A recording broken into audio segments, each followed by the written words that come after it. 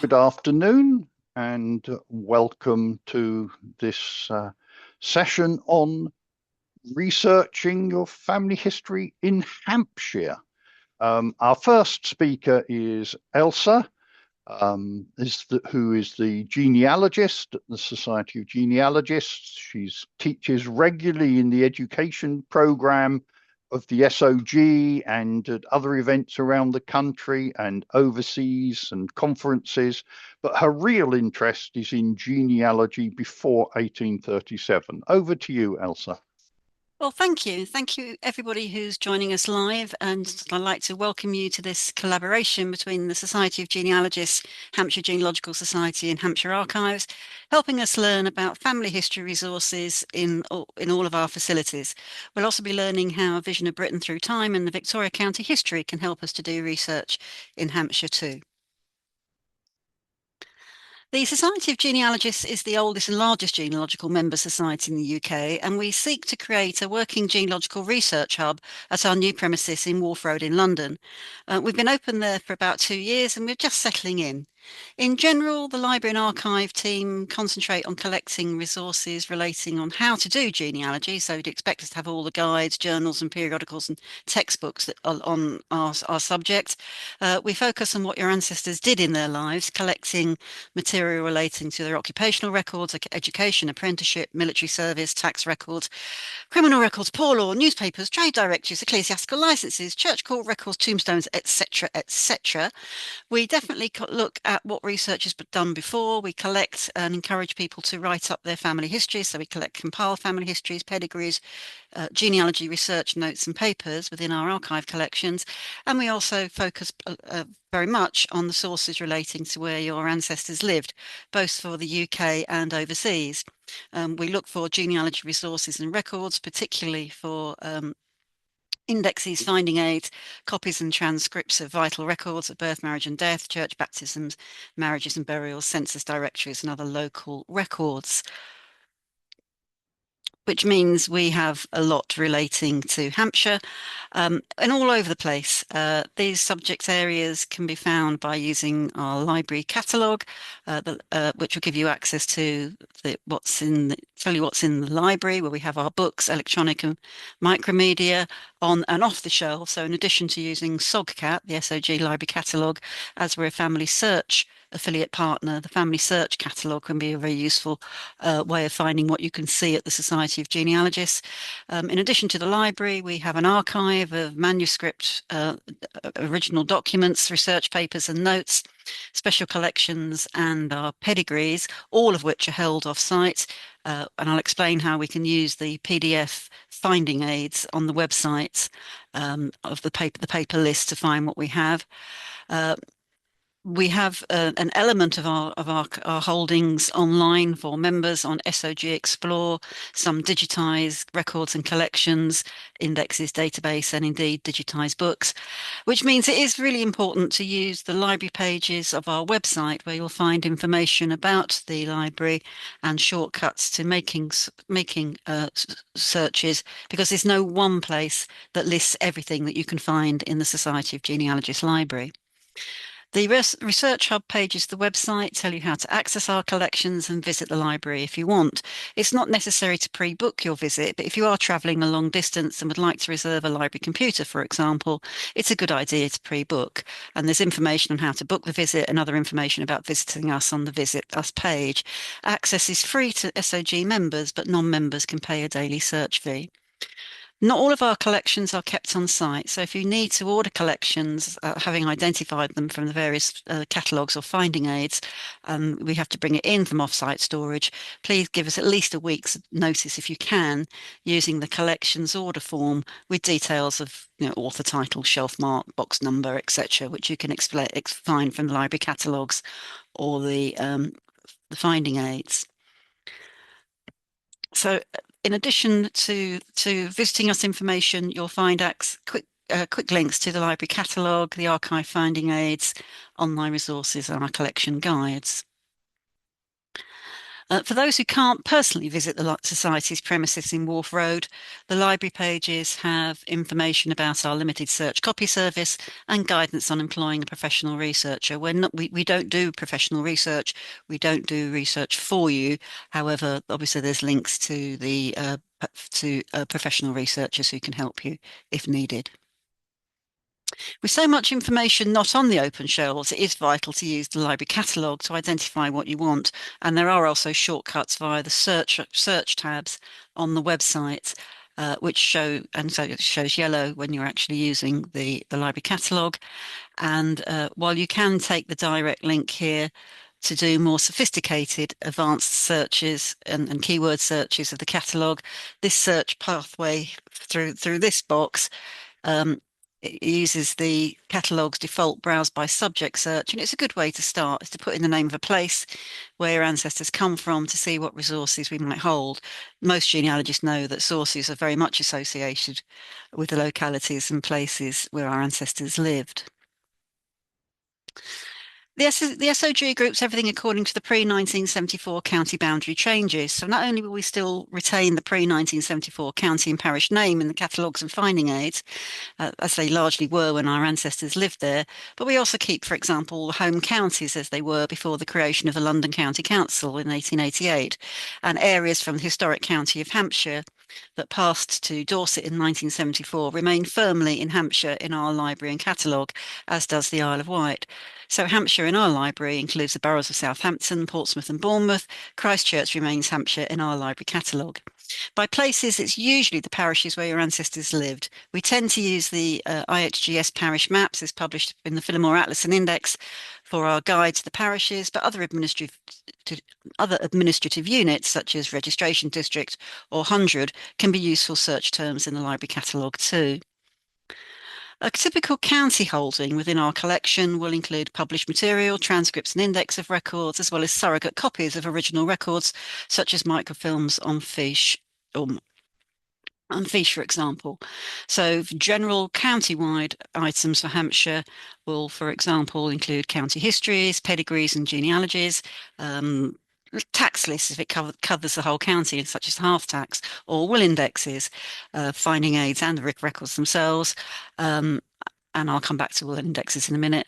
Local specific places on the Hampshire local shelves, there are 925 items listed in SOGCAT relating to places in the county, excluding parish registers. The local items will have parish histories, parish chest records, such as rate books, local quarter sessions, borough records, apprentices, freemen, etc.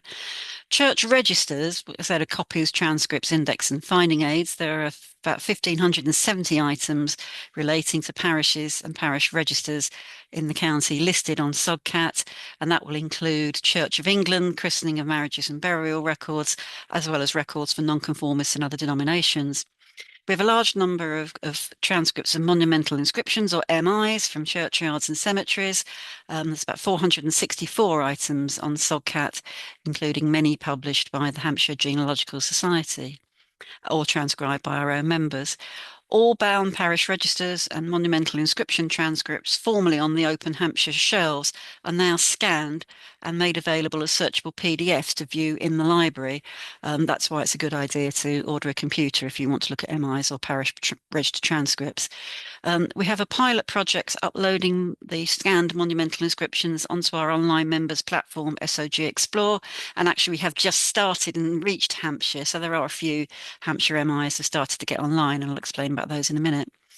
The offsite store holds the published census indexes, a number of directories. We have got quite a large number of Hampshire directories. Poll books are online and hence stored offsite, and periodicals of family and local history society, county record societies, etc., are all held offsite as well.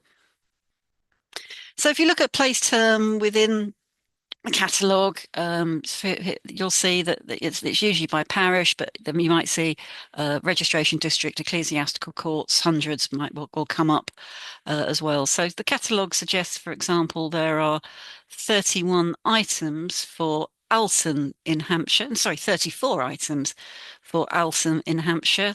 And Alton's also a registration district, so there's some material relating to that as well. Um, so I'm not going to go through every single item we've got for Alton. These will be bound transcripts, perhaps published by the local Family History Society or transcribed by us. We've got the Hackman transcripts of Bishop's transcripts, published by the Parish Register Society. We've got copies of nonconformist um, uh, records, quite a bit of monumental inscriptions. Uh, Nearly all of these are held off site. The well, we have the parish is covered by the marriage indexes compiled by the Hampshire Genealogical Society, and they publish those, and we have those. If you were to go on to see, the area is also covered by, for example, copies of Quaker Digests that we have.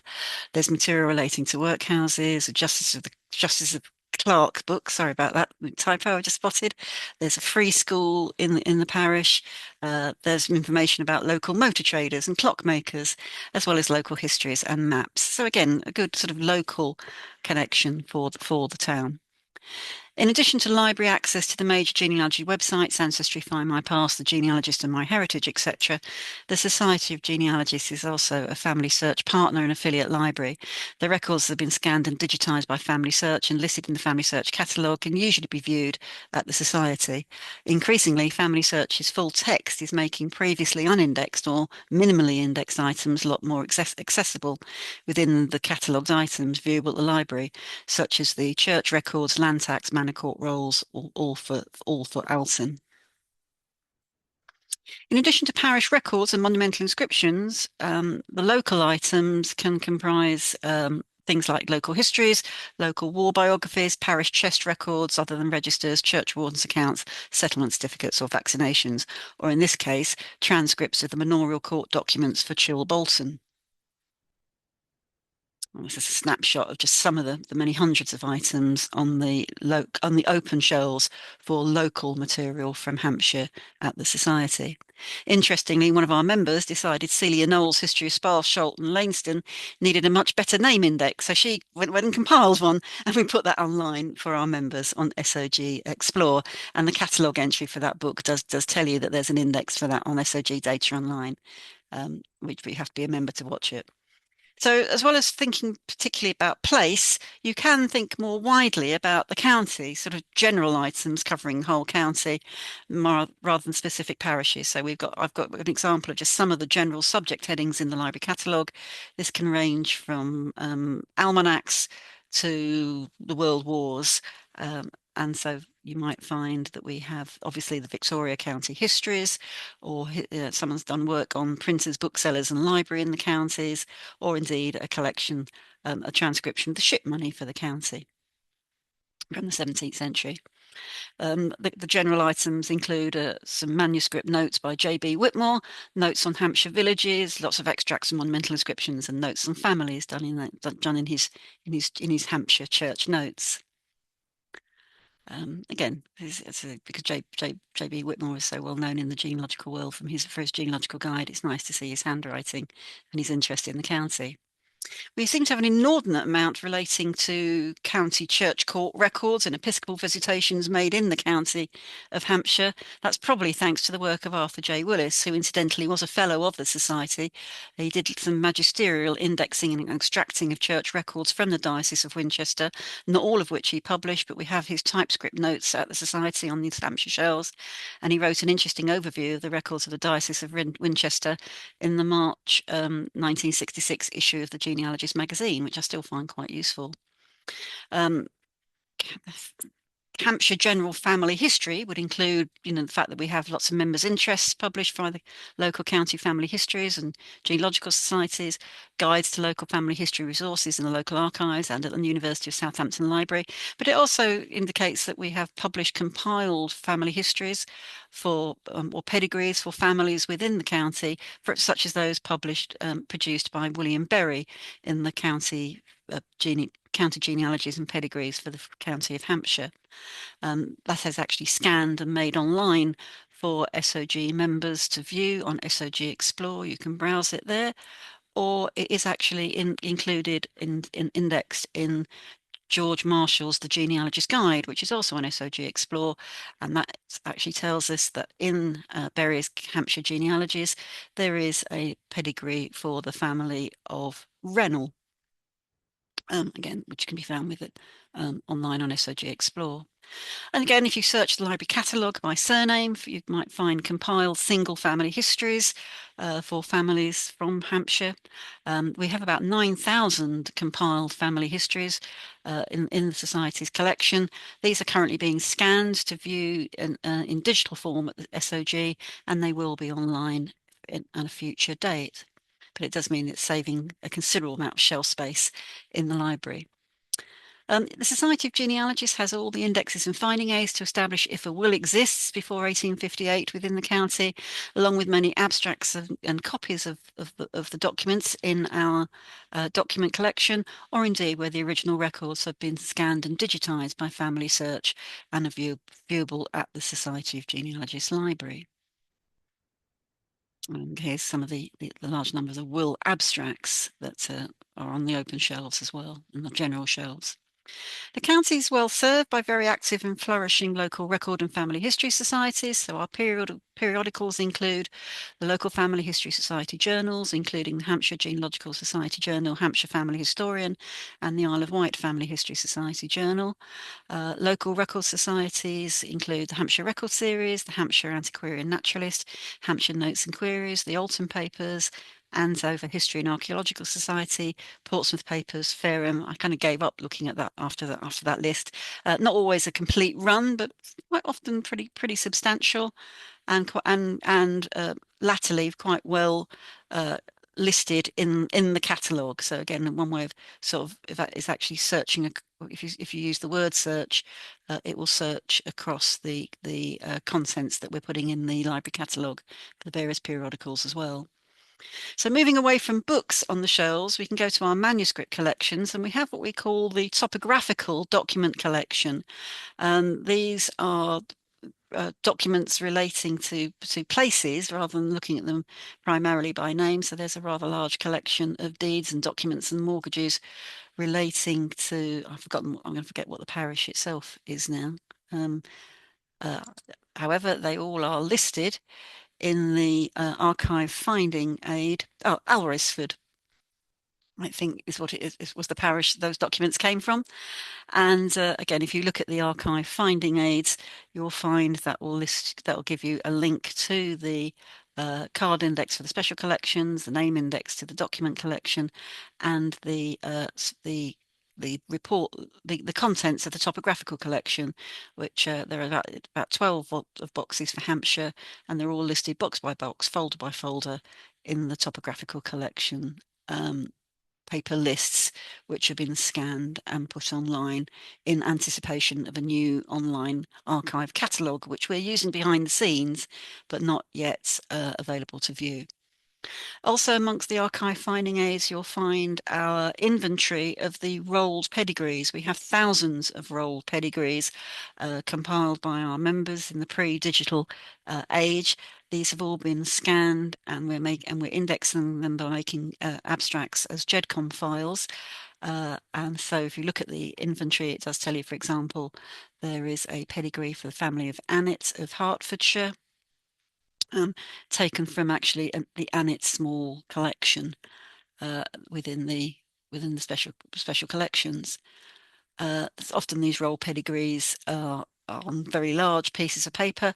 We have scanned them all. We're gradually adding them to SOG Explore. So there is one of the Annett pedigrees from that inventory list. While the images are up there, it doesn't seem to have its GEDCOM file or abstract done yet, but that will be done. That will be done shortly. But there you can click on it and see the pedigree, claiming to be a French Huguenot family which came to England following the revocation of the Edict of Nantes. That's a sort of very nice pedigree to come across within our collection. Indeed, elements of the library and archives are being made available to members of the SOG to view on SOG Explore, which you can access in the members portal. In fact, there are 20 dedicated data sets relating to Hampshire just by searching on the A to Z of records for the word Hampshire, came up with quite a variety. And I'd like to show you just some of the ones which you might be interested in there. I said that some of the monumental inscriptions which have been transcribed from the library are being uploaded. So there's, for example, we've uploaded the Alverstoke St Mary monumental inscriptions, and again you can browse through that. Quite often these transcribed records have internal indexes, so it's worth just browsing that from home. Our collection of poll books have been scanned and put online and indexed by volunteers. So not only can you view the Hampshire poll book for 1790, but it's also indexed online as well. A few parish registers are already up there in anticipation of the of adding all our transcribed registers, which are in our copyright to publish up there. But we're starting with the MIs. But so we did a bit of a pilot to see would it work to put the parish registers up. Just have to wait to see till the rest are until we get to Hampshire. So I searched across all the index databases, for example, for the name Annet. Having so what else have we got? So some not necessarily saying from Hampshire, but actually you can see they crop up in some of the non-specific collections, not just for Hampshire collections, but things like the Index Great Card Index or the Apprentices of Great Britain. So again, I'd like to show you a few of those which are online.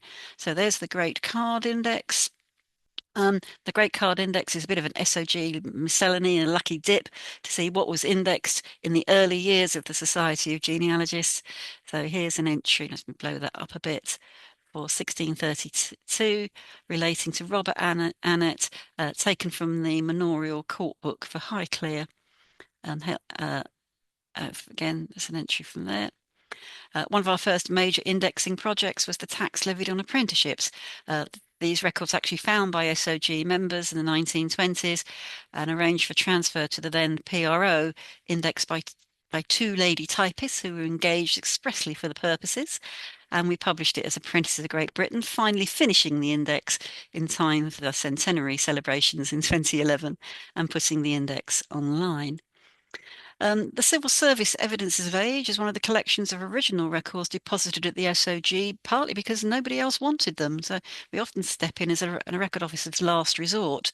The Civil Service Evidences were presented by civil servants prior to taking examinations or receiving a pension, and they tend to be evidences which were retained by the Civil Service Commission because they've been so difficult to get to. So here, for example, within the papers, Edward Annet says he was born on the 12th of April 1840 at Stubbington near Gosford in the parish of Petersfield. Unfortunately, that turned out not entirely to be the case. And in fact, there is copious correspondence back and forth with the local registrar about poor old Edward's failure to obtain his birth certificate, and the registrar kept very politely pointing out, no, we don't have the church records. You have to, if you want the baptismal certificate, you have to go to the church as it was at the time. So it's back and forth, and there's information about the correspondence in there, and then uh, it seems to go on and on until poor Edward actually comes back saying, well, I finally found my baptismal certificate, but it appears to be a discrepancy of 2 years between it and my statement. And I'd always been led to believe I was born in 1840, but actually there is no birth certificate. I certainly can't find one for him. Obviously, it's the early years of registration, and he was in fact baptised in 1838. And indeed, that's within the papers of the Civil Service Evidences. Civil Service Evidences are on SOG Explore. We have a lot of our collections on Find My Past as well.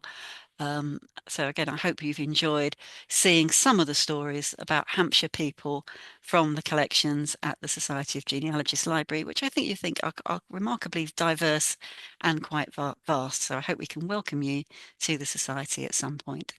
I'm going to end there.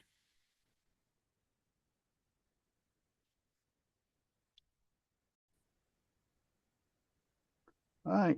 Good afternoon again. Welcome to our second and third talks, but Jane Harris is unfortunately not able to join us due to laryngitis going round, or bugs going round Hampshire at the moment. But I will, since Jane has presumably put together the slides for the first part of this, Jane is the Customer and Archives Manager at Hampshire Archives in Winchester, a post she's held since 2007. And previously she catalogued the Automobile Association and Royal Observer Corps collections at Hampshire Archives. But as I said, Jane isn't with us. Our actual speaker is Sarah Lewin, and she is the Information and Archives Manager, having worked for over 40 years at Hampshire Archives, a service run by Hampshire County Council. She has a wide knowledge of the county's archive collections, with particular interests in diocesan, parish and probate records, and always enjoys engaging with researchers of all kinds. And the floor is yours, Sarah. Thank you very much, Malcolm. It's a pleasure to be here, and I hope I do Jane's talk justice, but I will do my best. But we've swapped the order around, so I'm going to start with an insight into Hampshire Archives and some of our collections, particularly ones that can throw light onto Jane Austen's life and her family's life, because in this 250th anniversary of her birth, that's rather important, I think, because we have a lot of material. So my slides are very full of text, and I won't go through them all, but my thinking was that the slides are going to be available online, the talk's going to be available online, so there's lots of information for you there afterwards. So I won't go through every bullet point, but I thought I'd start with some background about the service. So we're provided by Hampshire County Council, set up in 1947, same purpose then as now, to collect and preserve archives relating to Hampshire and Hampshire families. As you'll probably know, we don't collect for Portsmouth or Southampton, as they have their own archive services. We've been in that very modern looking building since 1993, purpose built, now grade 2 listed. We received accreditation in 2018, renewed in 2024. Our collections have been designated as being of outstanding importance. And one of our most famous collections is actually now on the UNESCO UK Memory of the World Register, which we're very proud of. It's the famous medieval Winchester pipe rolls. We hold a very large, the main local studies collection for Hampshire, and also audio-visual collections for central southern England, which is not common in a local authority archive. Most of our listed holdings are available now on our online catalogue. And what I always say when I give a talk is what I'm going to say about the way we work at Hampshire. We're part of a network of local authority archive services, and they all hold similar types of records and operate in similar types of ways. So you can take the knowledge from this to other places, hopefully. So we welcome researchers of all kinds. Hopefully everyone knows that. I always think it's interesting that people still use us for legal and administrative purposes. It's not just sort of research. They have an ongoing use as evidence archives. And I've just listed some of the myriad of topics that you can use local archives for. And you'll all be aware the wide range of types of material and formats. I mean, I always say we go from parchment rolls to digital files. Increasingly now we're receiving digital accessions. And they, of course, come from a wide range of organisations, local government and other public bodies like schools, courts and hospitals, church and faith groups, businesses, charities, lots and lots of local groups and societies. And then one of our largest classes of records, families, estates and individuals. Records can either be deposited with us, in which case the owner retains ownership, or they can be given, or very occasionally, if we have grant funding, we can purchase records. And the records we have relate to long established collecting areas, but also increasingly some new collecting areas. We're doing various contemporary collecting projects to make sure we don't let today's history go astray. So today's focus, as we all know, this is the 250th anniversary of Jane Austen's birth. We're very nearly there. It was 16th of December 1775. And we really claim Jane Austen in Hampshire. She was born here. She spent almost all her life in Hampshire and had very strong family and social connections to the county. So I've got a little potted sort of timeline of where she was when.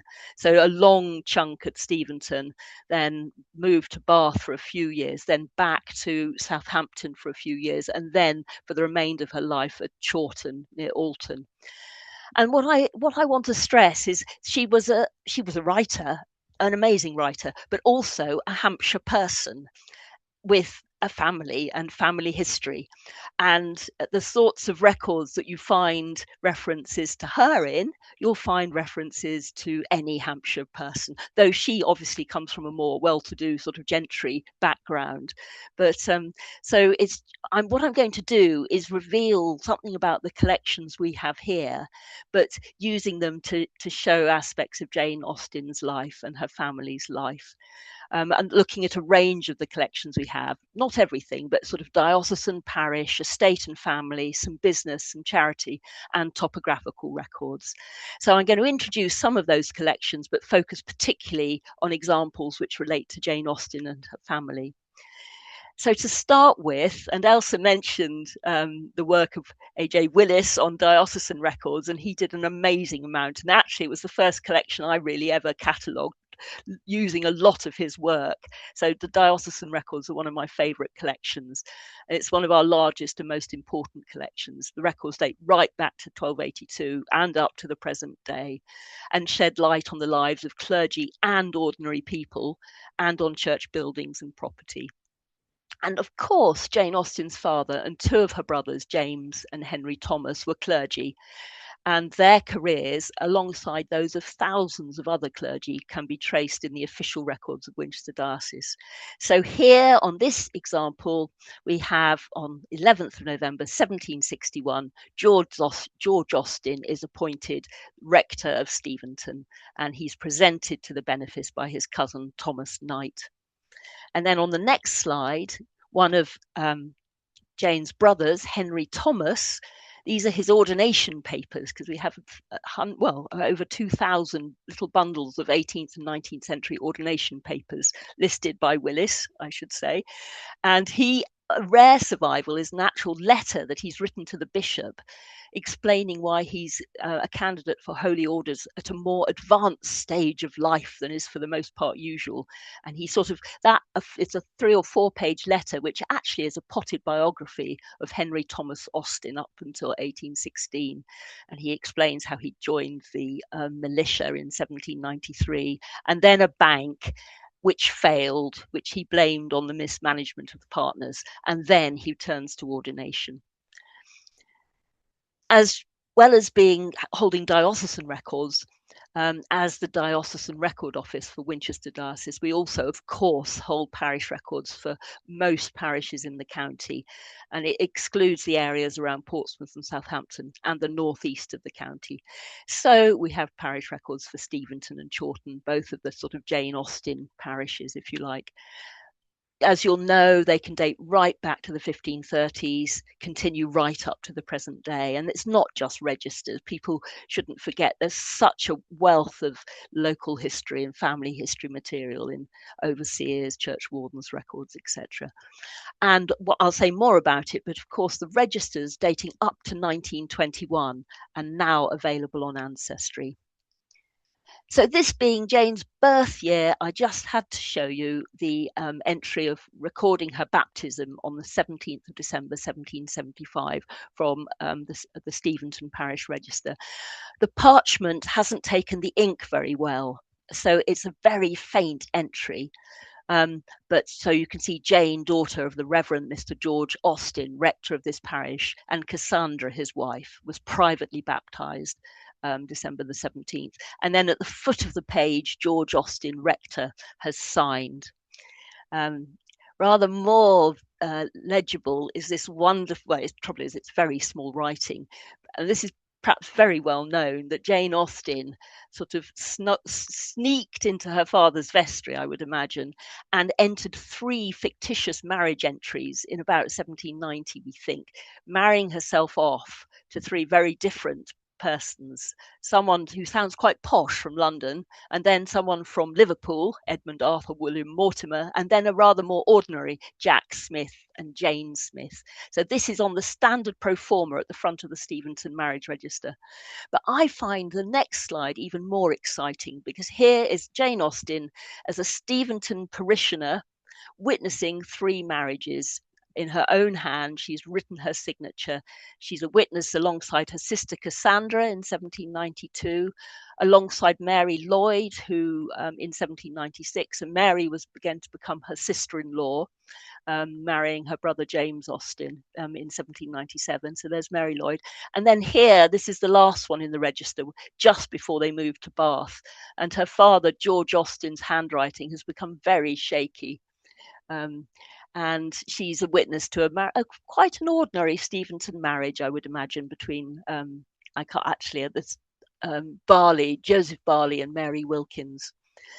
So some lovely glimpses of a young Jane Austen in Steventon parish. This is a gallop through all sorts of different types of collections, but some of our finest collections in the Record Office are estate and family collections relating to Hampshire's aristocratic and gentry and farming families. They can date right back to the medieval period, but are particularly strong from the 16th century onwards. And what I always think is great is they're not just shedding lives on the landowners, the wealthy and great, but also on ordinary people, those who worked on their estates or in their houses, and the tradespeople they came into contact with. And because Jane Austen's family had strong family and social connections to a number of Hampshire family groups, we can find traces of them in these family archives. And I've just listed a few of the archives that you can find sort of reference to the Austen family or their connections. And this first one is in a tiny little late 18th century journal of Eliza Shute, who was the wife of William Shute of the Vine near Basingstoke. And I've blown it up, but it's gone rather fuzzy. But in the middle of the slide, it says, Mr., Mrs. and Miss Austens dined and supped at Mr. Bramston's, who was at Oakley Hall, and they played at Snip Snap, which must be perhaps a card game, I don't know, and they stayed till 11. So that's from the Austen Lee collection, but is actually about Shute family. The next one is a lovely bit of a correspondence between a husband and wife. The Austens are acquainted with the Reverend Charles Powlett and his wife Anne, and Reverend Powlett had held a living near Stevenson, so knew the Austens. And he writes to his wife that he was very shocked. This is in 1805, January, very shocked on this morning on calling to take leave of the Austens to be told by their servant that his master had been buried that morning. I have just supped here with Henry Austen. I find his father died after a few hours' illness on Monday last. So this is almost immediate account of the Reverend George Austen's death in Bath in 1805. And then Charles Powlett's wife writes back and said it must have indeed shocked you. In 1809, Jane and her mother and her sister Cassandra moved back to Chawton, or moved to Chawton, I should say. Jane's brother Edward had been adopted by the Knight family, who were wealthy landowners in the area and were childless, and he'd taken the Knight family name. So Edward Knight was born Edward Austen, and we hold some wonderful archives of the Knight family, including this beautiful atlas compiled in 1771 from earlier surveys, and it includes a map of Chawton Manor Farm. And I've tried to sort of blow up a little bit the the detail. So you can see an avenue of trees on the middle picture, which is leading up to the great house, the mansion house it's known as, which is Chawton House today. And there's the St Nicholas's Church is just next to it. But in the top left, there's a junction of a road and a pond and a little house just above the pond, and that I think is Jane Austen's cottage, where she spent most of the rest of her life. The Austen Leigh collection, which I've already mentioned, has fascinating material. It's an essential source of information, and this is just a letter from Jane Austen's. I think it's from to Jane Austen's nephew from his great aunt, and it's just some opinions, some rather strong opinions on the novel Emma. She obviously doesn't like it. Emma is a vain, meddling woman. I am sick of Miss Bates. Pride and Prejudice is the novel for me. Now, business archives are much more common in the 19th and 20th century, but we have this wonderful rare survival from Basingstoke in the late 18th century of an auctioneer and furnisher of Basingstoke, John Ring. And there are some account books surviving, which are full of the great and good of the Basingstoke area. But they include some entries relating to Mr. Austen of Steventon, Jane's father, including the purchase of a small mahogany writing desk with a long drawer and glass inkstand complete. Could Jane have used this to write on? Is this her desk? Well, I want to believe it is. Sorry, I've just lost my mouse. And the other business archive that features Austen family material is the trimmer, Bradley Trimmers of Alton, the solicitors. They've got a steward's account for Edward at Chawton, Edward Austen at Chawton, with a reference at the top. The first entry under miscellaneous payments is paid £5 to James Clinker in January 1811 for garden ground laid to Mrs. Austen's garden by the mud wall. In 1811, a charity was set up in Hampshire mirroring the National Society, Educational Society, which was a national body. And we had the Hampshire Society for the Education of the Infant Poor, which raised subscriptions from the clergy and gentry and middling classes to further the society's work. And we have its first subscription book. And it's clear that the Austens were, a number of clergy who the Austens would have known are included in this, but also the Reverend James Austen, rector of Steventon, who had taken over the benefice from his father. So he's appears in this subscription book as a benefactor to local schools. As you may well know, we have extensive collections of printed maps and plans, obviously the Ordnance Survey maps from the mid-19th century onwards, but we have this beautiful atlas of 1791, an atlas containing Thomas Milne's map of Hampshire. And what's really nice, this extract, you can't really see the detail, is of the area around Basingstoke and Alton. But against the larger houses are marked in italics the names of the owners. So by looking in detail at this map, you get a real feel for the Jane's social circle around Basingstoke in the 1790s.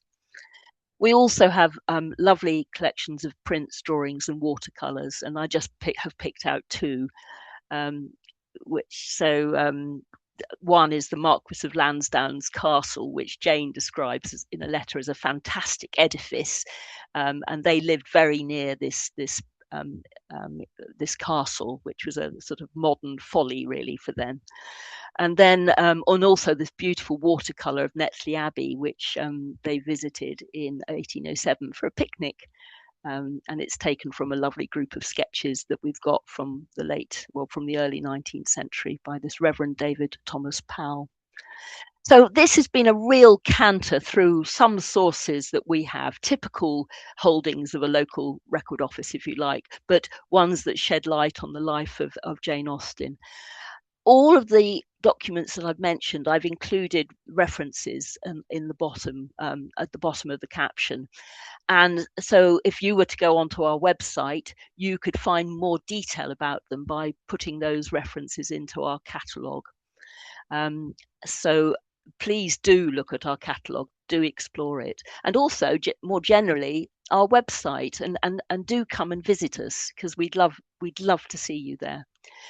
So moving swiftly on, what Jane was going to talk about is a little bit about some new developments in our customer services area. If you just want to come as a searcher, you can do no better than read through our website, look at all the visit us information, look at all the sort of A to Z guides that we have. There's so much detail there now. And of course, do email us if you have any queries. But Jane just wanted to talk about one or two aspects of the service. One of the things that's happened very dramatically, and this is across all local archives, is our visitor numbers have really declined. But in marked contrast, we have a huge increase in the number of remote users, which is really positive. And, it coincides with us putting a lot of stuff on Ancestry now. Obviously, we had the problem with COVID, and things really haven't recovered since then. We've also, because of various reasons, had to limit our opening hours. So we are only open Tuesdays to Thursdays now, but do make the most of those days, because it would be lovely to see you in. One of the other changes is that we offer a copying service, and we've tried to simplify the way we're sort of charging for that. So I hope that's sort of more user friendly for people. One of the really good post-COVID initiatives that's happened at the Record Office is that the Hampshire Genealogical Society has moved in and have their headquarters with us. They also have a help desk in our search room during opening hours, which is so good. So people with more detailed family history queries can go and talk to a volunteer of the HGS. And it's just lovely. And they're also using our our building as an office and storage space. A complete contrast, completely unrelated, is we also purchased, with some grant funding in 2021, this very state-of-the-art cinefilm scanner, and we can do much better copies now of cinefilms, most types of formats. And so we've launched a service to digitize cinefilm for external customers. So if you find in your attic some old Super 8 video, or I don't know anything about films, but some old reel-to-reel film, and you want to have it digitized, do get in touch with us, because we'd love to help you with that. So one of the main things that's really happened in recent years is getting Ancestry. We wanted this for so long, and after a long sort of protracted period of getting a contract and getting the digitizers on site, and then gradually getting the records up, all our data sets were online by February 2024, the ones that we submitted to the project. So we've now got baptisms, marriages and burials available up until 1921, probate records to 1858, and some, not very many, we don't have a huge number of Methodist registers, but we've got those up there until 1921 as well.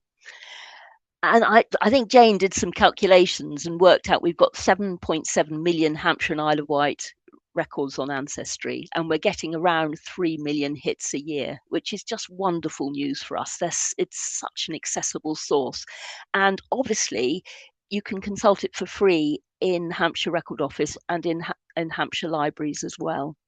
So do come and use Ancestry on site. We'd really love to see you here. Just a little bit about some of the sources we've got on Ancestry. Wills proved in the Church Courts of Winchester Diocese up to 1858, which is it's not just wills, of course, it's inventories and other probate records.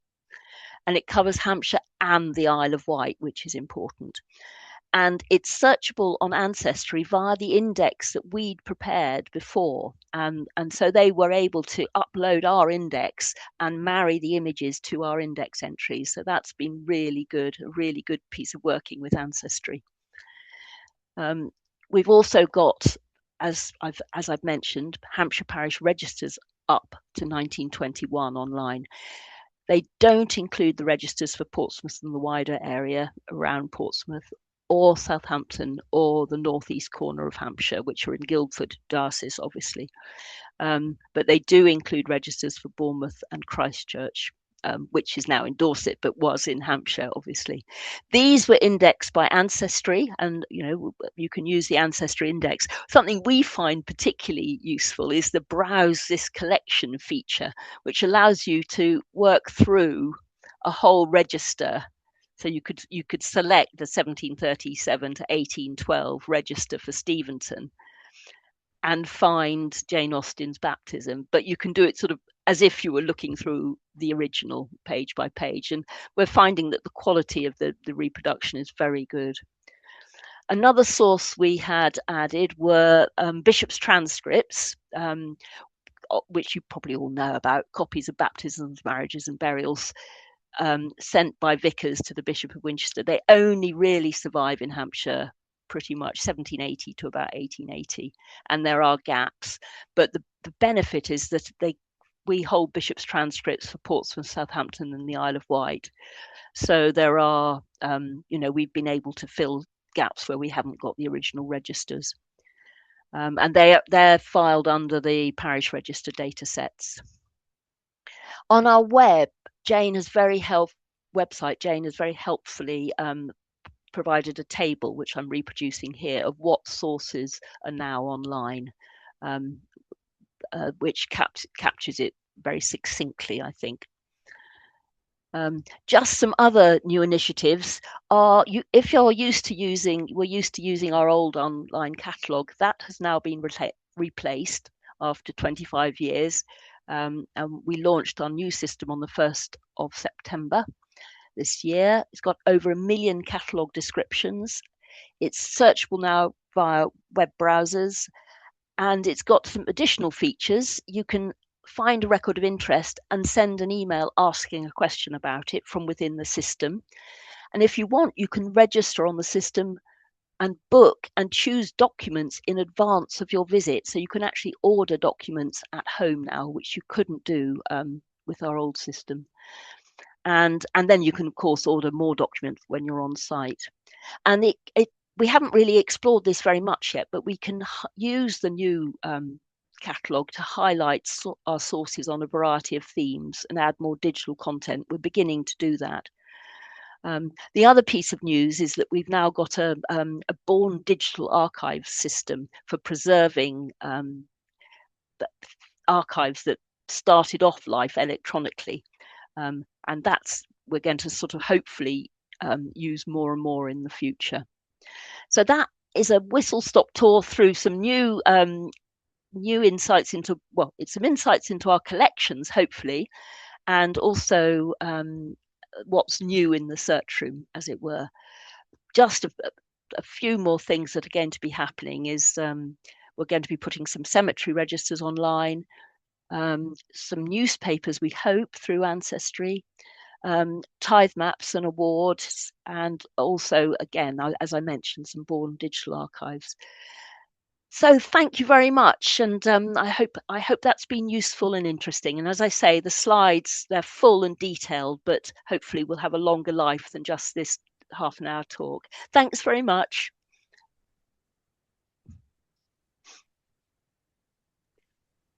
Thank you very much, Sarah. I will pause the recording.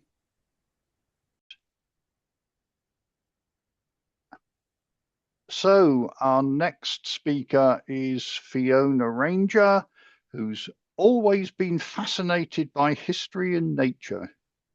She now runs a horticultural and genealogy business. There must be some joke about being well-rooted or something in there. She's an AGRA associate, an SOG volunteer. She's studying with the IHGS, the Institute of Heraldic and Genealogical Studies, and as a trustee for HGS, which is the Hampshire Genealogical Society. Over to you, Fiona. Thank you very much, Malcolm. Hello everyone, and welcome to my segment on the Hampshire Genealogical Society, which I will now refer to just as HGS.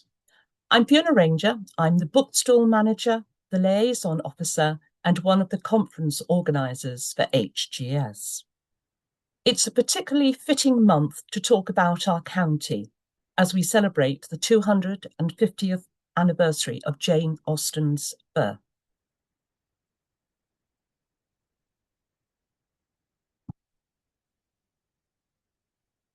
Can you just stop it a second, Malcolm, please?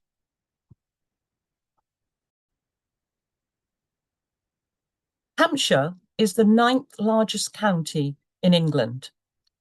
Its county town is Winchester, located near the centre of the county. Historically, Winchester was the Kingdom of Wessex, and it is where Edward the Confessor was crowned. The coastal cities of Southampton and Portsmouth have also played major roles in Hampshire's history. Hampshire was also historically known as the county of Southampton or Southamptonshire. Until the local government reorganisation of 1974, Bournemouth, Christchurch and Poole were part of Hampshire. They're now in Dorset. We must pause for a short moment to pay homage to Jane on the anniversary of her birth. Pictured here, top left, is St Nicholas's Church in Steventon, where Jane spent her early life and where her father was the minister. She lived most of her life in Hampshire, including time spent in Southampton. The plaque you can see in the centre bottom marks the Dolphin Hotel, where she celebrated her 18th birthday. The characters to the right are shown standing outside the location of where the house was in Southampton, where Jane lived with her family. In her later life, she moved to Chawton, where one of her brothers had been adopted by the Knight family. The large house at the top right is Chawton House, which her brother owned. The inset at the top shows the house in which Jane, her mother, and her sister Cassandra lived in Chawton. Jane Austen died in Winchester, and she is buried in Winchester Cathedral. Hampshire, as you can see, is bordered on the west by Wiltshire, to the north by Berkshire, and to the east by West Sussex and Surrey. The coastline runs for about 230 miles. Within the county there is the New Forest, which was created by William the Conqueror. Besides just the coastal area, Hampshire has large rural regions. Hampshire has a long and distinguished maritime history, from the Royal Navy and the Merchant Service through to the historic dockyard at Portsmouth. You may well discover that your ancestors appear on a census in Hampshire, or their children were baptised here, many miles from where you believe the family lived. One explanation may simply be that the father was serving in the Royal Navy in Portsmouth. Hampshire's naval town and many of the crew of the Titanic came from Southampton. If you find that an ancestor served in the army, you may also locate records of the family living in Aldershot, which is known as the home of the British Army. Because of this strong naval and army presence across the county, military records may be needed to be consulted. You've already heard about the Hampshire Archives. There are also 2 other important archives which cover specific areas of the county. Portsmouth and the surrounding areas are covered by the Portsmouth History Centre, located in the Portsmouth City Library. Their holdings include parish registers and an extensive naval collection with more than 13,000 volumes relating to naval history. Southampton also has its own archives, which include parish records and material connected with merchant seamen. HGS traces its origins back to the 24th of January 1974, when the South East Hampshire Genealogical Society was formed. From its inception, a quarterly publication was produced, a tradition that continues to this day. A year later, the Society was renamed and became the Hampshire Genealogical Society. It should be noted that HGS does not include the Isle of Wight, as they have their own family history society. The Society is based at the Hampshire Archives in Winchester. HGS is a member of the Family History Federation. In recent years, annual conferences have been held. Last year was a very special one for HGS, as we celebrated our 50th anniversary. We held a two-day event in the north of the county. On the Saturday evening, we welcomed members to a special celebration dinner. We were delighted to have both national and international speakers taking part, and the weekend concluded with an open discussion with the audience on the future of family history. Our conference for 2026 is already being organised, and we now have our speakers in place. Keep an eye on the website for further details. This event is open to everyone. Our members live in both Hampshire, elsewhere in the UK, and overseas. We are always pleased to meet members, whether at our help desk in Winchester, at events within the county, or at family history fairs further afield. We are proud to still have members who joined the Society when it first began, over 50 years of continued support. HGS relies entirely on volunteers, from the trustees of the Society to group leaders, advisors on the help desk, conference organisers, and those who run the bookstall at events and library drop-ins. Volunteers are the lifeblood of HGS, and we greatly value their contribution. Benefits of membership include quarterly journal, access to the members area, surname interests, free attendance to all group meetings. Here is the cover of our most recent journal, called the Hampshire Family Historian. It is produced quarterly, and it comes out in March, June, September, and December.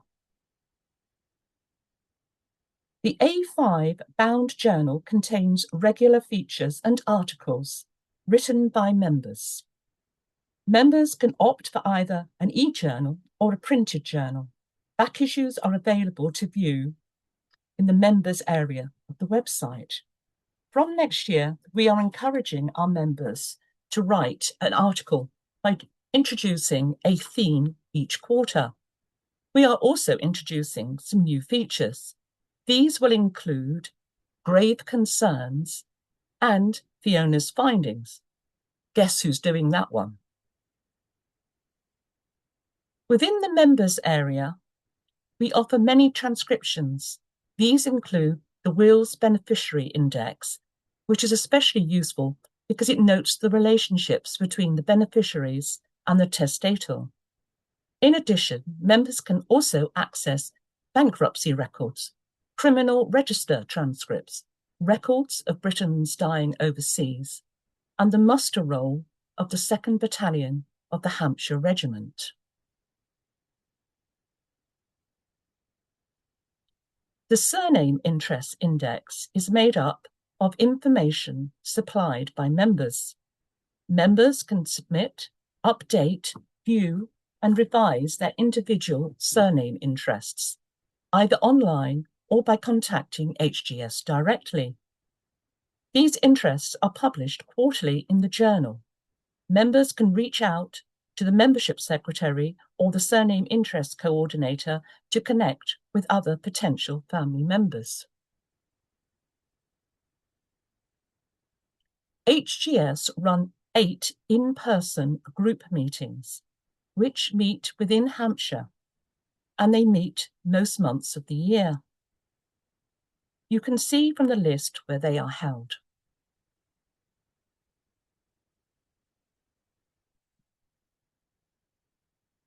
Here is a map that shows the distribution of where these meetings are held.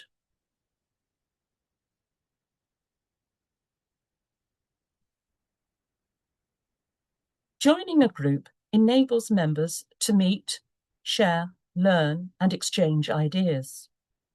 Meetings often feature a guest speaker, while other sessions might be a members' evening, focusing on specific topics for discussion.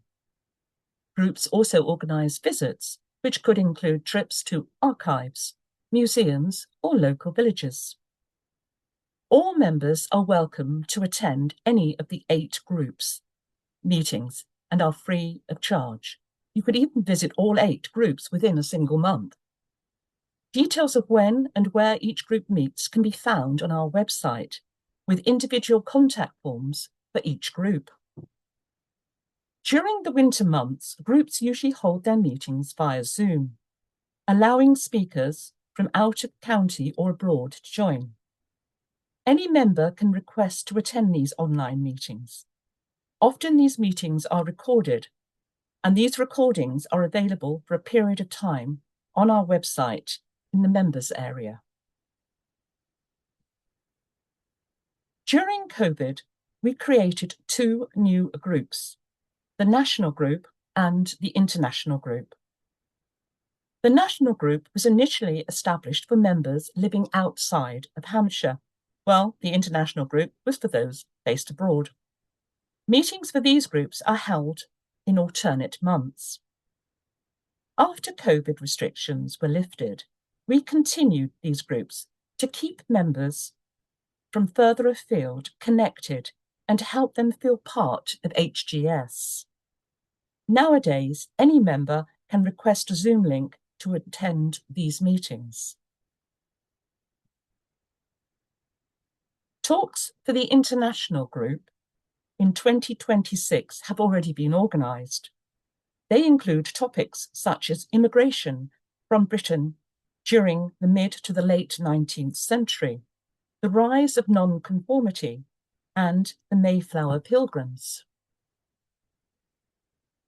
The National Group can look forward to talks in 2026 on A1 for family history, missing from home, and adoption, a guide for family historians. HGS produce its own publications, including the Hampshire Parish Index,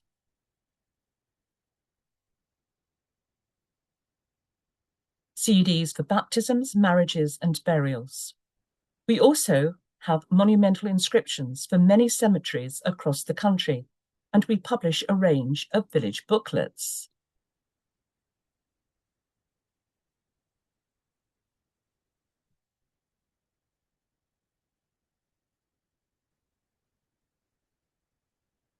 Our parish indexes are published on CDs, and we have baptism indexes from 1538 through to 1874.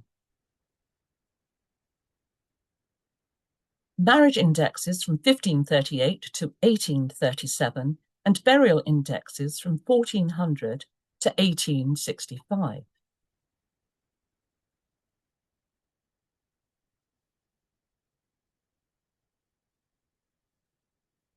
Our MI publications are on CDs. However, many are available now as PDFs. Our online shop explains which ones are available and in which format.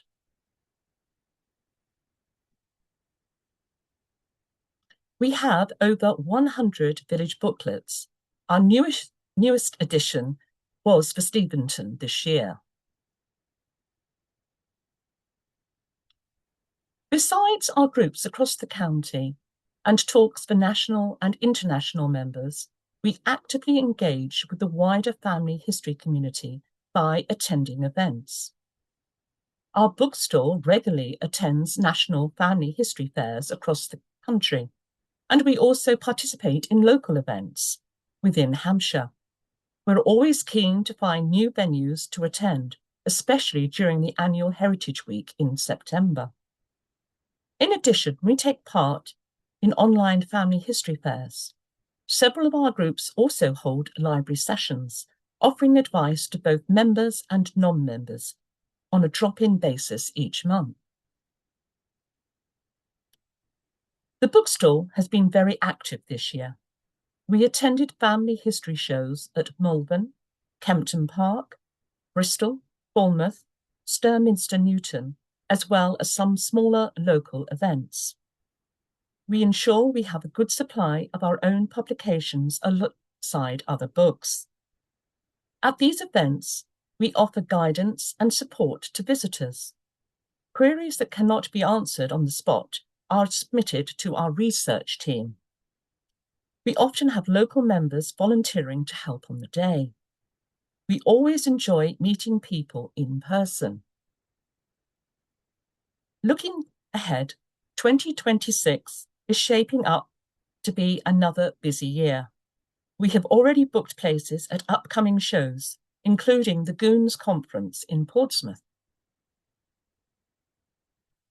Each year, we run an online lecture series featuring 3 or 4 talks by national or international speakers. When permitted by the speakers, these lectures are recorded and are made available in the members area for anyone who is unable to attend the live event. Besides selling our own publications online, we also stock other items. The WEA Portsmouth local history books cover many areas within the city. They are especially popular if you've had ancestors who lived in the area. We stock a good selection of Alan Godfrey historical maps for Hampshire, covering various areas and time periods. We have also sold second-hand books at the bookstore, but this year we have also made them available through our online shop. This means that if you can't attend an event or our conference, you can now purchase the books online. The books are classified into 4 categories: family history, general history, military history, and Hampshire.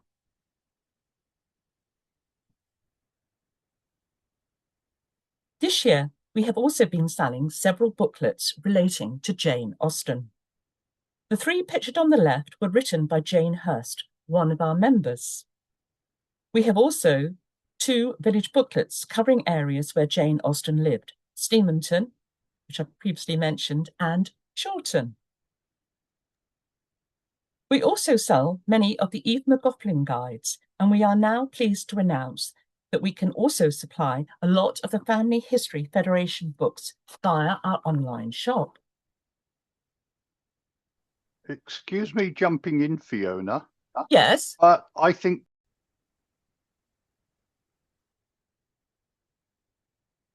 So here is the examples of the MI through CDs or PDF. And here is a selection of our village booklets, and the front one being Steventon, our newest one. The outreach we have with the bookstall and the online history fairs and the library sessions. As you can see, the bookstall was very busy in 2025, and we've started building up for 2026. Our online lecture series, for every member, we hold them 3 or 4 times a year with national and international speakers. Our shop, here is an example of the WEA local history books for Portsmouth. We stock Alan Godfrey historical maps, selection from all over the county and different time periods. Our second-hand books are also available now through our bookstore and 4 different categories. And this year we have been selling the Jane Austen books. We also stock the Eve McGoughlin guides, and we also can take orders for many of the Family History Federation books. Our help desk at the Hampshire Archives is open on Tuesdays, Wednesdays, and Thursdays. Further details can be found on our website. We have knowledgeable volunteers available to assist with your research, who also have the use of our extensive reference library. If you are unable to visit the help desk at Winchester, then it is possible to ask your research question via the contact form on our website. Just choose from the drop-down menu the appropriate option.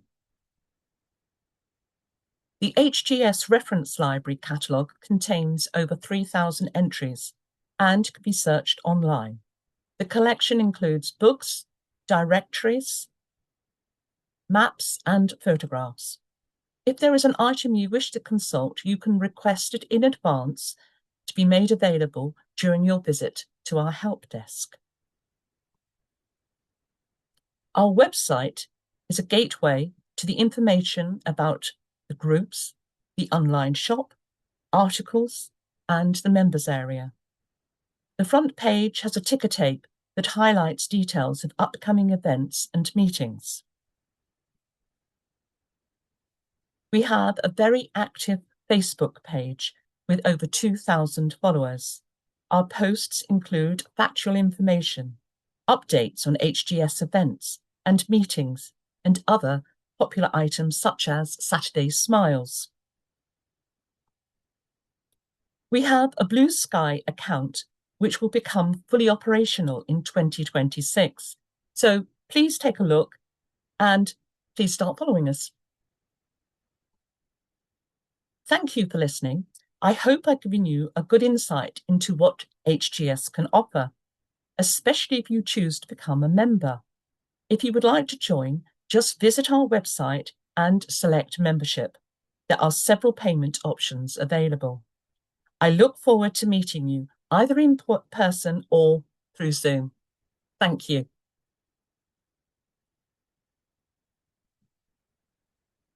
There you go, Malcolm. So just finding the unmute button. Thank you very much, Fiona. Good afternoon again. And we're now moving on to the Victoria County history for Hampshire. We have 2 speakers. We have 2 speakers. Jane Hurd has been researching Weimering Parish, now part of Portsmouth, for many years, and joined the VCH Hampshire Volunteers in 2014 after gaining an MA in local and regional history. She contributes to their research on North Hampshire, though her focus remains on Weimering. Roger Otwill has been a volunteer for Victoria County History Hampshire team since 2016. He's been researching aspects of Basingstoke's history between 1800 and 1925 and that of surrounding parishes. In recent years, he has published articles in various journals, including Southern History, the Local Historian, Hampshire Studies, and the Journal of the United Reformed Church History Society. At that point, I will stop and let Ruth play the recording. Hello, I'm Roger, a member of the Victoria County History Hampshire team, and for the next 10 minutes I'll be speaking about our work and its relevance for family history research. Both the VCH and the Society of Genealogists have long and illustrious histories, and Ruth Slattery's video provides some details regarding the VCH more generally. My comments are intended to complement Ruth's video. During my talk, I will say about a few words about who we are, what we do, and how our work can assist family historians. VCH Hampshire is a team of volunteers with a passion for local history. Established in 2007-8, we are led and inspired by Dr. Jean Morin, who until retirement was on the staff of the University of Winchester. Our geographical focus is Basingstoke in northeast Hampshire and surrounding parishes. To date, we are the only VCH group in the county, and the early hope that others will be set up has not yet been realised. We meet every Wednesday either at Basingstoke Discovery Centre or the Hampshire Record Office in Winchester to support and encourage each other. Combined, we have a considerable depth of knowledge about our locality and its place in history. And 2 of our members have received VCH Outstanding Achievement Awards. The London VCH team sets the framework for content and the style guidelines that ensure our place-based work fits into the national VCH picture. We work alone, in pairs, trios, or when reading wills and inventories as a small group using primary source material in manuscripts, printed sources, and online. Recently, work has started again in earnest on the parish of Old Basing. The topics we research include boundaries and landscape, communications, population, land ownership, economic activities, social life, including education and welfare, churches of all denominations, and local government. Whether working alone or collaboratively, group members interrogate a wide variety of sources. These include the previously mentioned wills and inventories, census reports, land ownership and estate documents, manorial records, school logbooks, poor law records, the minutes of public bodies, parliamentary papers, business and commercial records, photographs and maps. We also make considerable use of local newspapers. For material from the 18th century onwards, they are a particularly valuable source. From 1878, Basingstoke had its own newspaper, the Hants and Barts Gazette.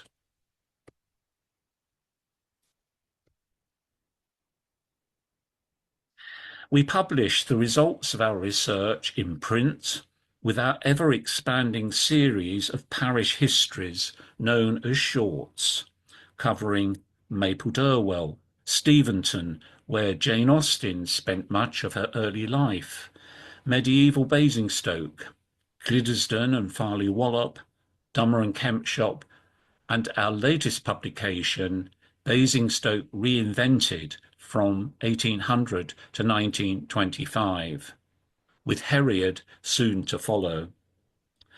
Some of the team also publish articles on various topics using research material surplus to the requirements of the shorts, such as the Nonconformist Churches of Basingstoke, in various journals including Hampshire Studies. Others carry out their own research and publish it on a variety of related subjects, for example, the Basingstoke Union Workhouse and working conditions in 19th century Basingstoke. We also have an online presence, with our new and dedicated website being the first place to go. It provides information about what we're doing and our future plans, as well as a way to purchase our books. There are also links to 2 important resources: the original VCH parish histories, the red books mentioned by Ruth Slattery, and draft chapters for our future publications. The website is still being developed, so Please keep visiting it. Twice a year, we send out a newsletter, often on a particular theme, such as crime and punishment, childhood and adolescence, Jane Austen, and aspects of village life.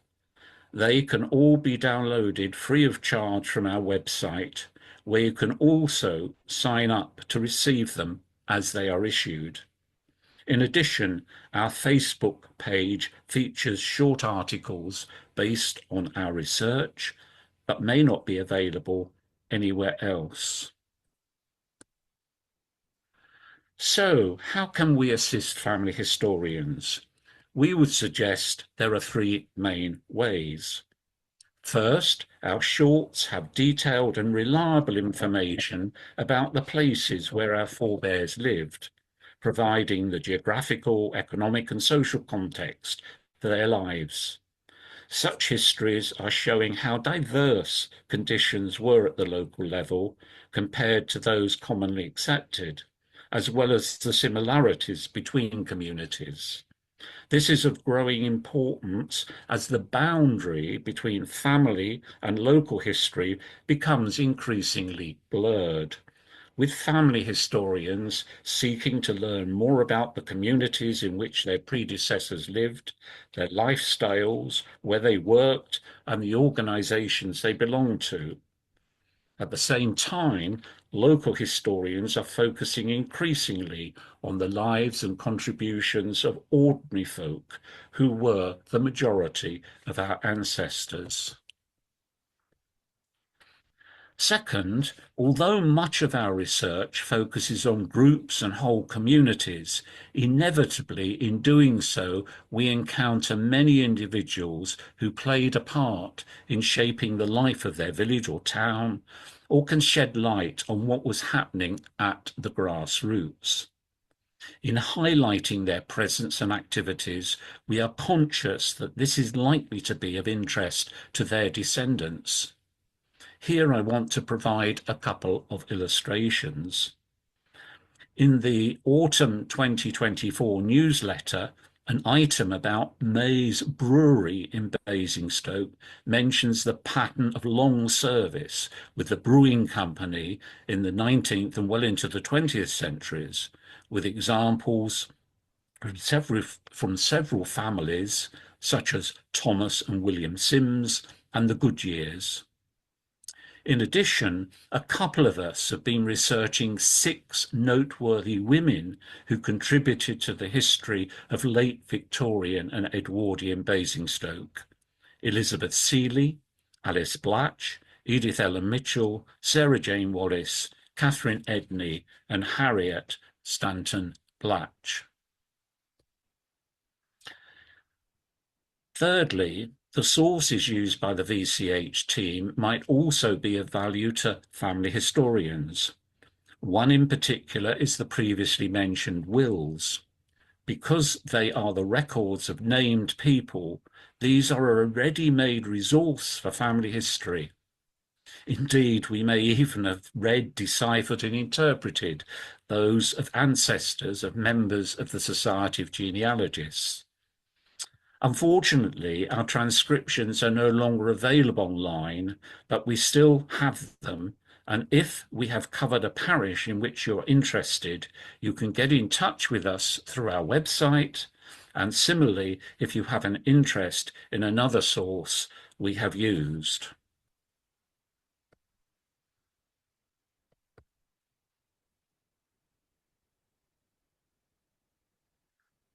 Although VCH Hampshire has limited geographical coverage, I hope that members of the Society of Genealogists, Hampshire Genealogical Society, and other family historians will make use of the work we have done to enrich their own research.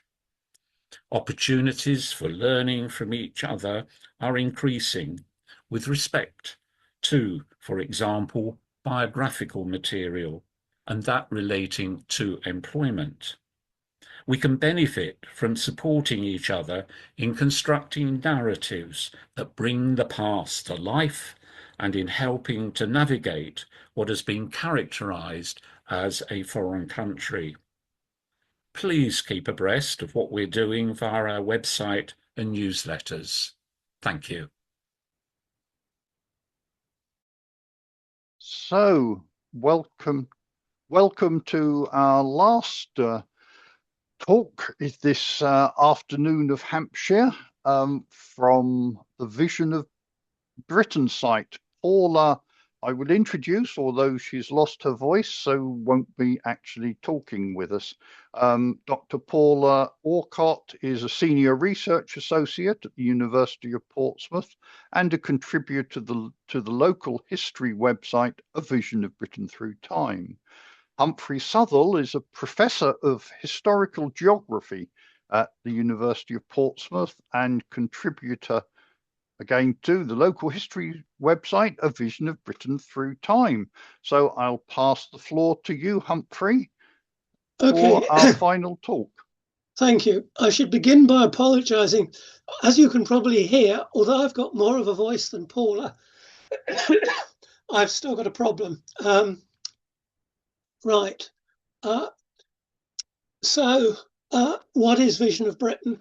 Well, it's a website designed to give you information about everywhere in Great Britain. And in fact, we also by now provide quite substantial coverage of Ireland. One way of looking at it is that we're a very comprehensive gazetteer. But another aspect is that we do our main focus is not on telling you where places were, although we certainly do that, but on telling you what they were like. And we do that by assembling information from a large number of separate historical surveys of Britain. And one of the things to emphasise is that we do not contain truly local sources. Everything in our system comes from something which in some sense or another is a survey, if not of the whole of Britain, of a large part of it. But on the other hand, it's organised in a way that makes it very easy to access information just for a particular place. So let's start by talking about searching. Firstly, if you go to our homepage, it looks like that. And you'll notice that in the top right, we've got the top of the page is a banner, and top right, there's a search box. And in fact, anything you type into the big search box on the homepage would work in pretty much the same way if you typed it into the search box, the smaller search box, top right on every page. So let's look for somewhere in particular, and being a bit arbitrary, I'm going to search for information about Alton in Hampshire. So we type into Alton into the search box. One thing I'd point out is you could also type a postcode in. So if you're trying to find information for about where you live, that might be a better thing to do. So you type in Alton, and the first thing you discover is that Alton isn't completely unique. We've got Alton in Hampshire. We've also got the fairly well-known Alton in Staffordshire, as in Alton Towers, and a lesser-known Alton, Alton Barnes in Wiltshire. But let's select Alton in Hampshire, and you're taken to this page. And obviously, this page at a very basic level is telling you where Alton is. There's a map of the British Isles and a marker to show the location of Alton. We've also got an excerpt from Bartholomew's Gazetteer of Britain. And I mean, one of the key points, I was introduced as a contributor, but I'm not really a contributor, I'm a compiler. But we have contributions from a great many sources. And one of them is we have the full text of 4 gazetteers published in the 19th century. And as far as England and Wales goes, that's the Imperial Gazetteer of England and Wales and Bartholomew's Gazetteer of the British Isles. But that's integrated with a lot of other information. So there you have the absolute basics of where is Alton. And particularly at the late 19th century, it was a parish, it was a market town. It's about 58 miles southwest of London. And then top left, we have 4 general topic areas. So units and statistics, which I'll come back to, maps, historical writing, and related websites. So, whoops. Let's go to historical writing first. Right. So I've already said that we have the text of multiple gazetteers. As you can see, we've got 2 references for Alton from the Bartholomew Gazetteer, because it was both a parish and a market town, but also gave its name to a wider hundred, which in Bartholomew has a separate entry. And then we have an entry from the Imperial Gazetteer, just one, but it'll be much longer.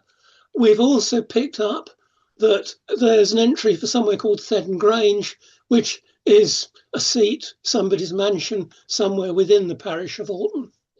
And then down below, we've got what is a quite unique feature of our site. We've got links into historical travel writers. We've got the text by now of about 30 different travel writers. And you've got there 3 of the best known: William Cobbett, Daniel Defoe, and Celia Fiennes. So let's pick, and if you look over in the right, you'll see it lists them. They're actually sorted by the number of entries. So let's have a look at what Daniel Defoe had to say about Alton. So here if you click on that link, you're not simply taken to a page that gives you access to Defoe's tour through the whole island of Great Britain. You're taken to the first reference to Alton within that text. And as you can see, the place names in that text are pretty much all hyperlinks. And if you click on those, you'll be taken back to the place pages for those places. That's beginning to give you a flavour of what we mean when we say we're integrating a lot of different kinds of information here. So let's go back to the place page and look at the historical maps. Now, by now, we are not the most comprehensive source of historical maps. Very arguably, the National Library of Scotland is that. But we do have a significant collection, and it's all again indexed by locality. And what's perhaps particularly worth looking at in our system is our collection of historical boundary maps. We've got a lot of digital boundaries inside our system, and they very much come into play, as you'll see, when you look for administrative units. But we've also got scanned images of many historical maps. So here we have a zoomed in portion of a 19th century map of Hampshire showing the area around Alton. Another feature is related websites. Exactly what you'll find here will vary, but we do provide fairly systematic links to place-specific pages in a number of other systems. So if you look here, we've got a direct link to the history of the workhouse for an entry about Alton, a link into the GeoName system, which is a very large but not historical gazetteer. We've got a link to the Wikipedia page for Alton and a link to the Genuki page.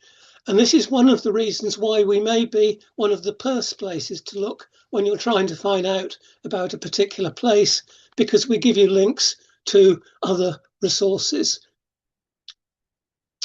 And then, but although I've started by talking about these other kinds of content, the largest part of our content is historical statistical data, particularly, but not only, from the Census of Population.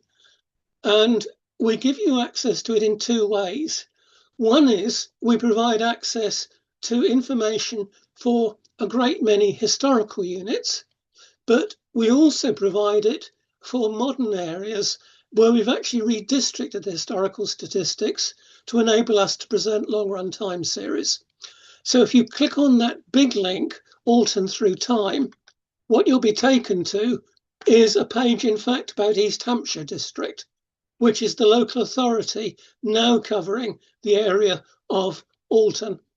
And here we have you've already seen one of our place pages, but now you're looking at one of our unit pages. And this is for the administrative unit, a modern administrative unit, East Hampshire. We have a series of different statistical themes, and down below we have information about the hierarchical relationships within the system.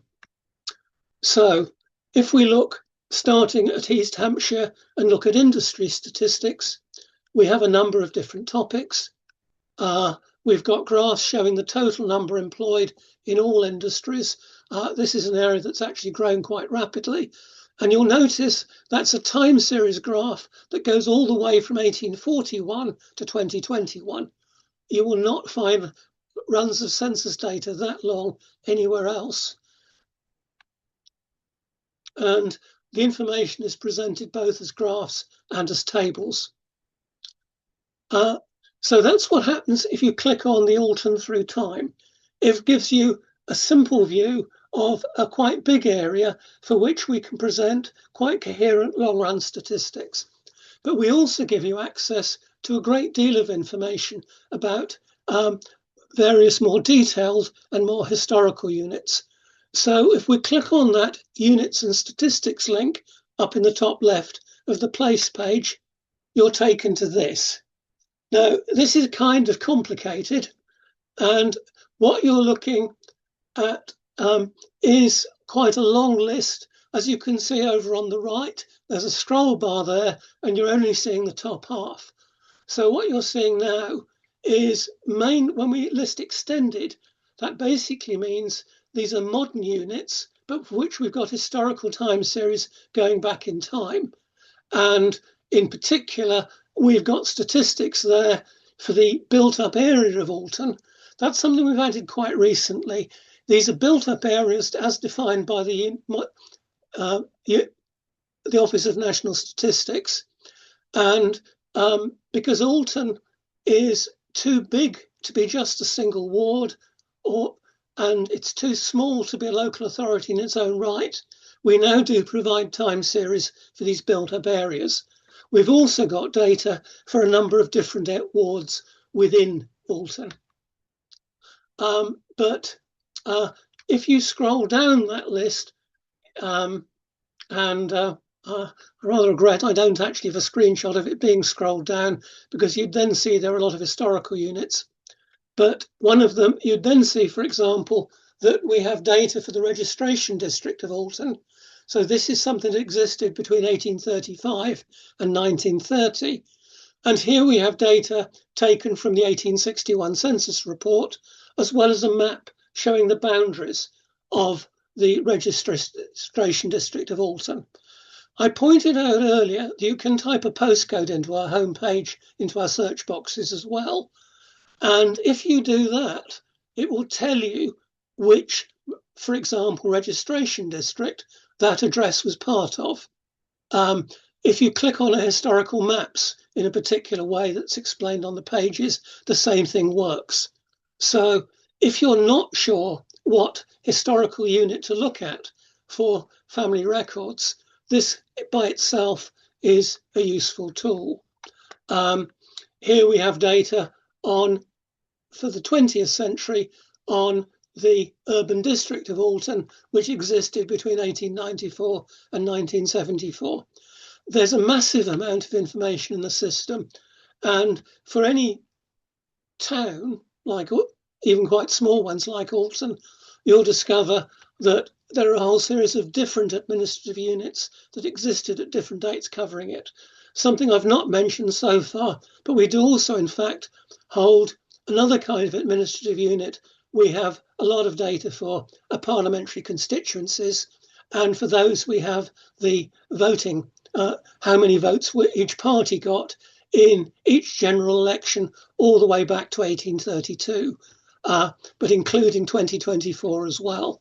So when we say it's a vision of Britain through time, it's also a vision of how just about every town and village in the country has changed through time.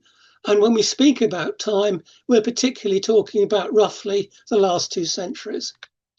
So that's been an incredibly brief tour through a very large system. I'd remind you again, my choice of Alton was completely arbitrary.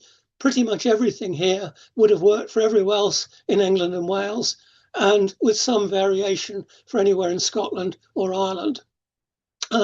So thank you. And if you want to get in touch, there's our email address. So thanks very much. And I will now terminate slideshow.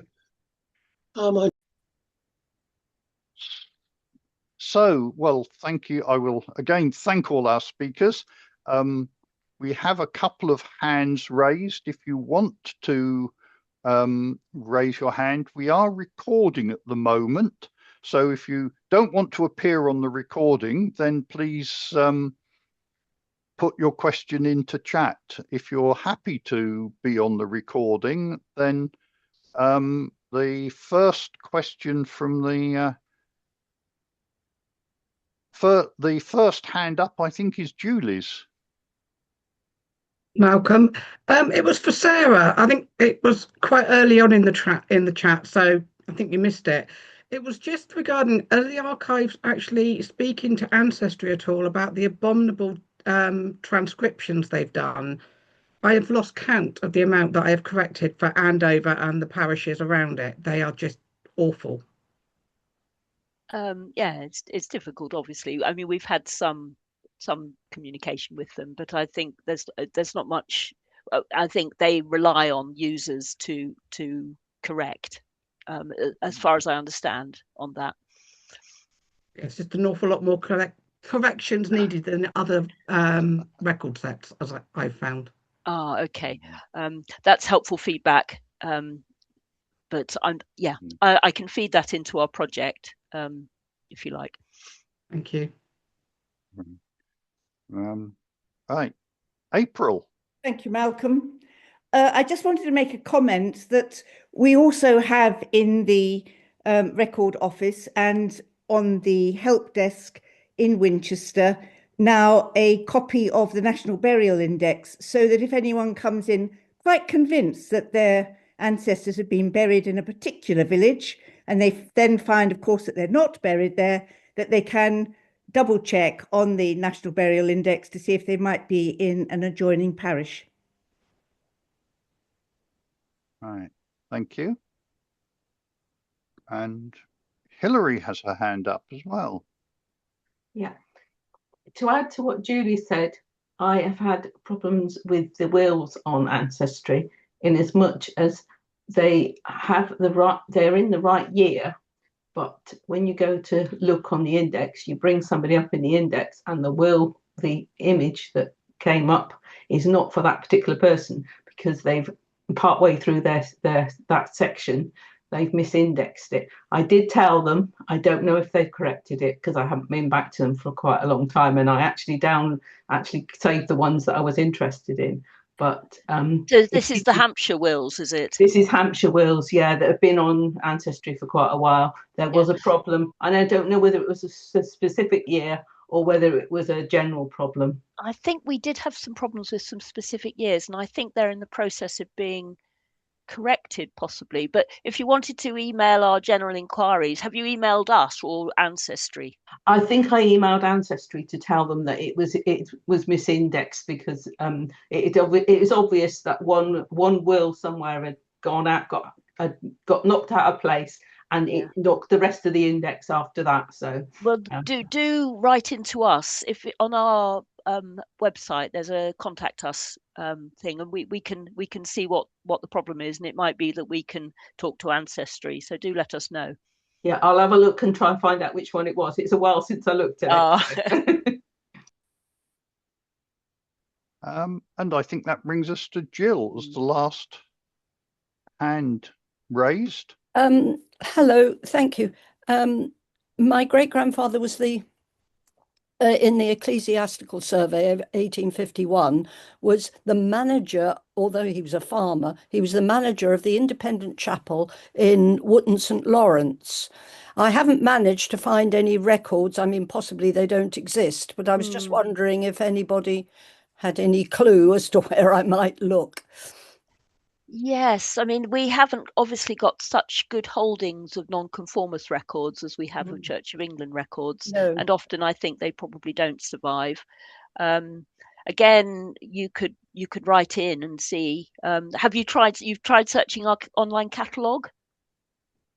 I can't remember, to be honest. No. You start in one place and you wander on. Yes, every other yes. place you can think Well, of. I mean, do write Yes, in yes. our online inquiry, and we can see. But I think often those little independent chapels, possibly there's nothing, no record surviving. It's just all the rest of the family from years and years back were all baptised in the Church of England, but suddenly his family, i.e. my grandfather, and his brother's family, none of those show up at all. So they obviously were non-conformist, and he moved later on too. So I it's tricky. Someone's just commented. It was just fascinating to find the him in the ecclesiastical survey. At least it gave me a pointer. Yes, someone's just commented on how useful the browse function is on the ancestry parish register pages, and for just in answer to Julie's question, I think, and we recommend people use that. Yes, I do browse. I did check I remember I did. I've looked up all the surname. Thank you very much. Thank you. Well, we've come to the end of the raised hands, so I will once again thank our speakers for an action-packed afternoon. Well, it would be action-packed if only I had ancestors from Hampshire. I'm afraid, despite my name, I have no connection with Jane.